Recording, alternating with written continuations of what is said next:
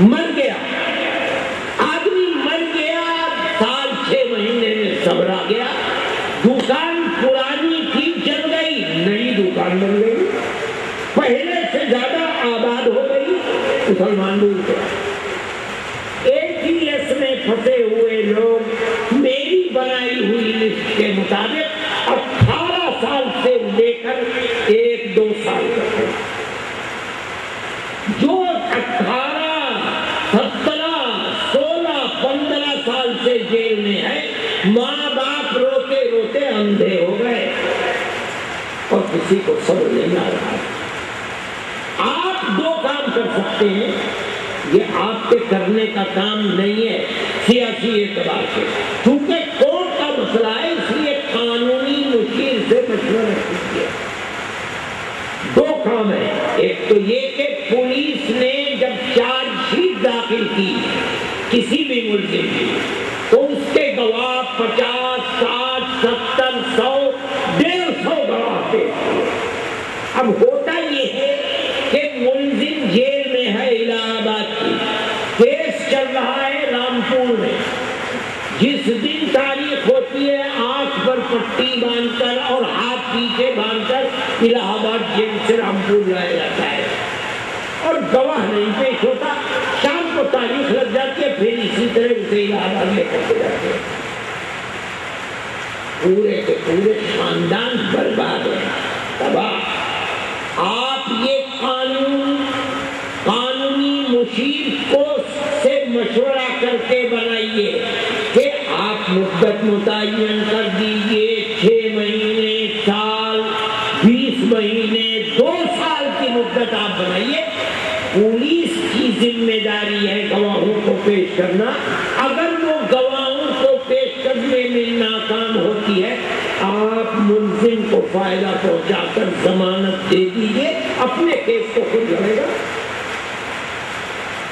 پہلے دوسری کیا سوچ رہے گا؟ دوسری سوچ بہت آسان ہے، آپ ریٹائرڈ ججوں کا ایک پینل بنا دیجیے، پولیس جس کسی کو پکڑے اور فائل بنائے کہ یہ دہشت گرد ہے اور اس کے یہ ثبوت ہے، آپ اس کی فائل پہلے اس پینل کے پاس بھیجیے کہ دیکھو ثبوت جو مہیا پولیس نے کیے ہیں وہ مقدمہ چلانے کے لیے کافی ہیں یا نہیں۔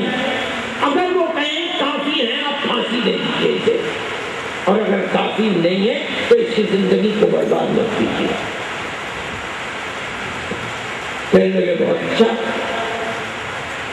میں کہتا ہوں کہ بھائی بات چل رہی ہے لیکن جس تیزی کے ساتھ چلنی چاہیے تھی وہ نہیں چل رہی ہے۔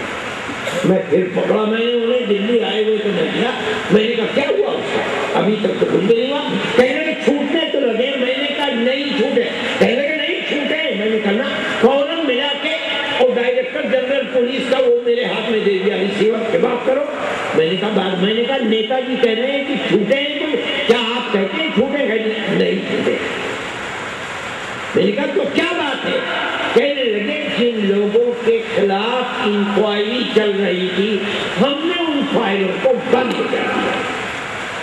میں نے کہا ٹھیک ہے، یہ بھی اچھا کام ہے، یہ بتائیے کہ ہوا کیا، یہ ہوا کیا؟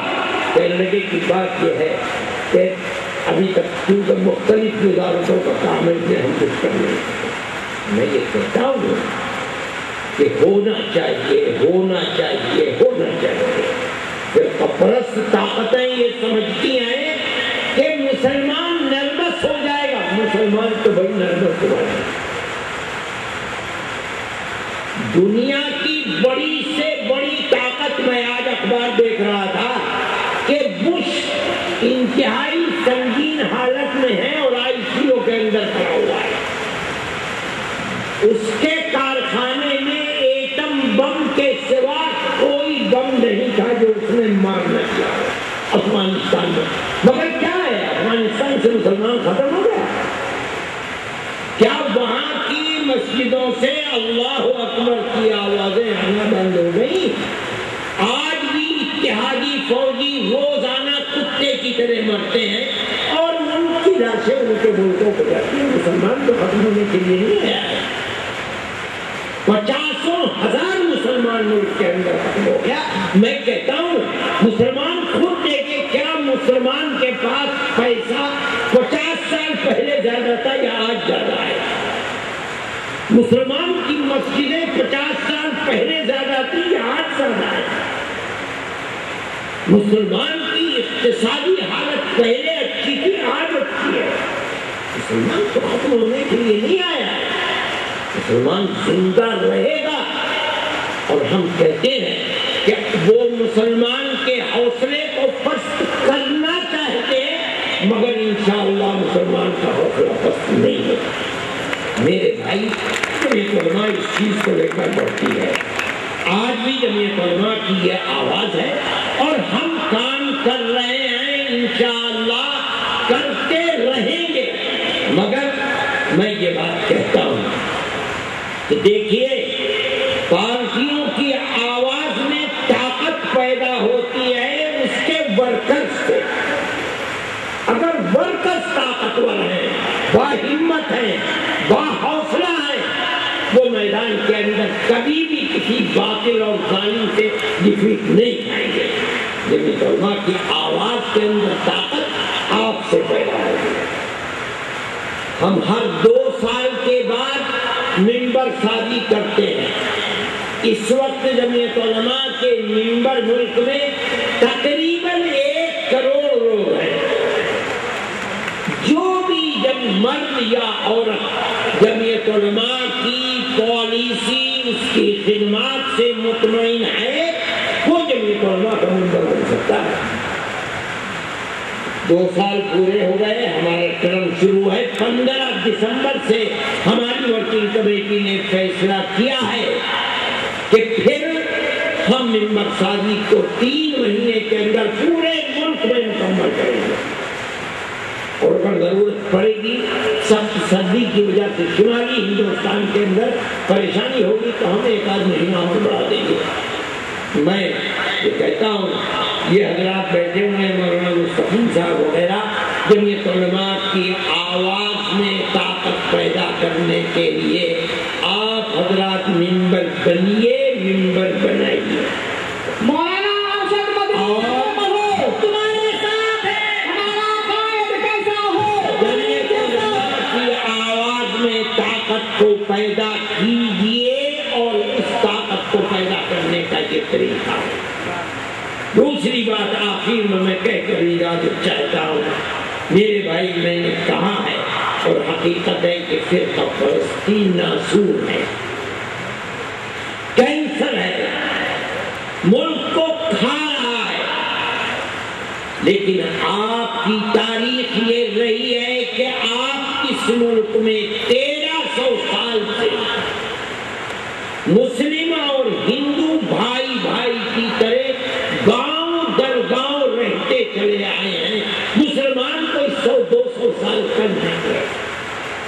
مسلمان اسلام کی اپنی زندگی 1400 سال کی ہے۔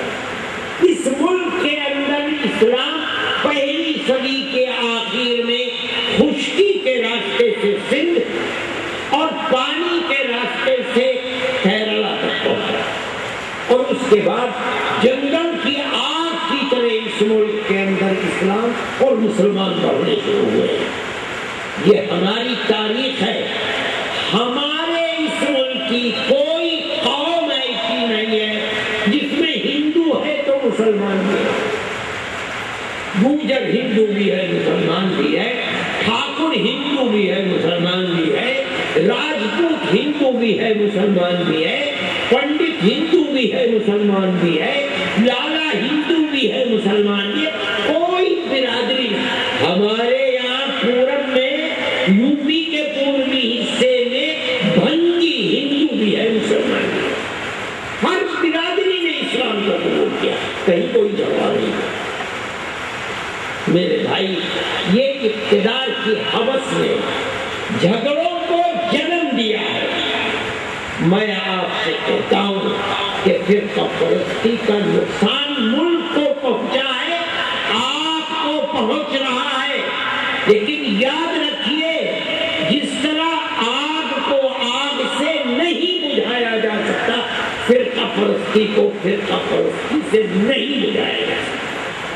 اگر آپ فرقہ پرستی کو توڑنا چاہتے ہو، ملک کے اندر امن و امان کو باقی رکھنا چاہتے ہو، تو تمہیں اپنی پرانی تاریخ کو زندہ کرنا پڑے گا، پیار و محبت کے دیے جلانے پڑیں گے، ورنہ نہ اکثریت رہے گی، نہ اقلیت رہے گی، نہ ملک رہے گی۔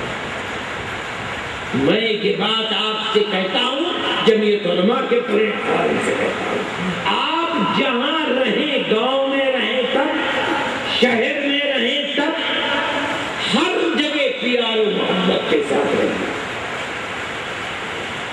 فرقہ پرستی کے مخالف بن کر رہیے، ایک دوسرے کے دکھ سکھ کے اندر شریک رہیے، شادی بیاہ میں بلائیے، شادی بیاہ میں جائیے، ایک دوسرے کے ساتھ پیار و محبت کا معاملہ کیجیے، تب یہ ملک امن و امان کا گہوارہ بن سکتا ہے۔ یہ جمعیت علماء کی تاریخ ہے، اور میں آپ سے کہتا ہوں، اور آپ کو اسے زندہ کرنا چاہیے۔ آپ کی تاریخ یہی تاریخ ہے۔ یہ جھوٹ بولتے ہیں کہ اسلام دہشت گردی کا مطلب ہے، ارے دیوانوں، ملک میں 1300 سال سے اسلام ہے، اگر اسلام دہشت گردی کا مطلب ہوتا، ہندوستان تو کب کا جل کر خاک ہو چکا ہے۔ کوئی چیز تو ہے نہیں۔ تم نے اپنے اقتدار کے دیے جلانے کے لیے ملک کو برباد کرنا چاہا ہے، اور اقلیت کے دل کو توڑنا چاہا ہے، ملک اس طرح زندہ نہیں رہ سکتا۔ وآخر دعوانا ان الحمد للہ رب العالمین، وصلی اللہ تعالی على خیر خلقه سیدنا محمد وعلى آلہ وصحبہ اجمعین۔ اللهم إنا نشهدك أنت الله لا إله إلا أنت الأحد الصمد الذي لم يلد ولم يولد ولم يكن له كفوا أحد۔ اللهم صل على سيدنا عبدك ورسولك محمد النبي الأمي وعلى آله وأصحابه وأهل بيته وبارك وسلم كما تحب وترضى عدد ما تحب وترضى۔ اے اللہ، ہم گواہی دیتے ہیں کہ آپ ہی ہمارے اللہ ہیں۔ اے اللہ، ہمارا ایمان ہے کہ آپ کا کوئی شریک نہیں ہے۔ اے پروردگار، آپ احد ہیں، صمد ہیں۔ اے اللہ، ساری دنیا آپ کی محتاج ہے، آپ کسی کے محتاج نہیں ہیں۔ اے اللہ، آپ ہمارے مالک ہیں، زمین و آسمان کے مالک ہیں، چاند اور سورج کے مالک ہیں۔ اے اللہ، آپ ہمیشہ سے ہیں، ہمیشہ رہنے والے ہیں۔ اے پروردگار، آپ ساری دنیا کے بادشاہ ہیں، آپ جیسا چاہتے ہیں اپنی بادشاہت میں تصرف فرماتے ہیں۔ اے اللہ، آپ جیسا کوئی نہیں ہے۔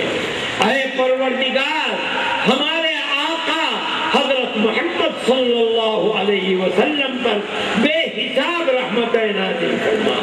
اے اللہ، نجوم ہدایت ان کے صحابہ پر بے حساب رحمت نازل فرما۔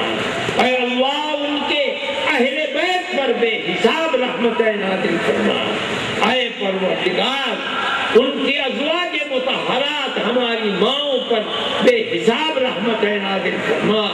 اے اللہ، ان کے صدقے میں ہم سب حاضرین کو ہمارے مقاصد حسنہ میں کامیابی عطا فرما۔ اے اللہ، پریشان حالوں کی پریشانی کو دور فرما۔ اے اللہ، بیماروں کو شفا عطا فرما، تنگ دستوں کی تنگ دستی کو دور فرما۔ اے پروردگار، ہمیں رزق حلال